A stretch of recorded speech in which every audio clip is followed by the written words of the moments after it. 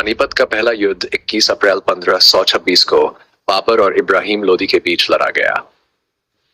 ये युद्ध भारत के इतिहास में एक अहम मोड़ साबित हुआ, जिसने मुगल सल्तनत की स्थापना की नींव रखी। ये युद्ध हरियाणा के पानीपत में हुआ और मुगल साम्राज्य की शुरुआत का कारण बना।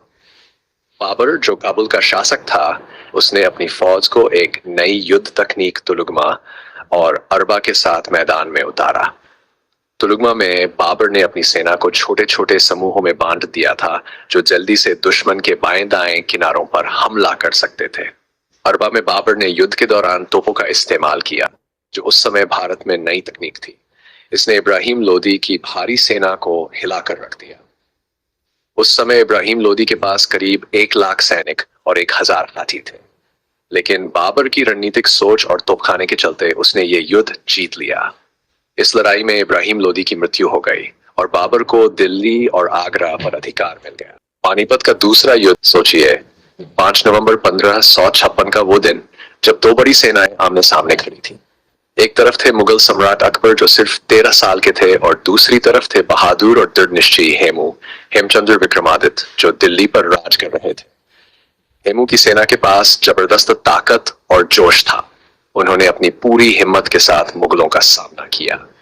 ऐसा लग रहा था कि हेमू ये युद्ध जीत लेंगे, क्योंकि उनकी रणनीति और जोश ने मुगलों को पीछे धकेल दिया था। और अचानक कुछ ऐसा हुआ जिसने सब कुछ बदल दिया। हेमू की आंख में एक तीर आकर लगा और वे बेहोश होकर गिर पड़े। जैसे ही उनकी सेना ने देखा कि उनका सेनापति जमीन पर गिरा हुआ है, उनका हौसला टूट गया और इस स्थिति का फायदा उठाकर मुगलों ने हमला तेज कर दिया और युद्ध का पासा पलट गया। आखिरकार मुगल सेना ने जीत हासिल कर ली। इस जीत ने भारत में मुगल साम्राज्य की नींव को और भी मजबूत बना दिया।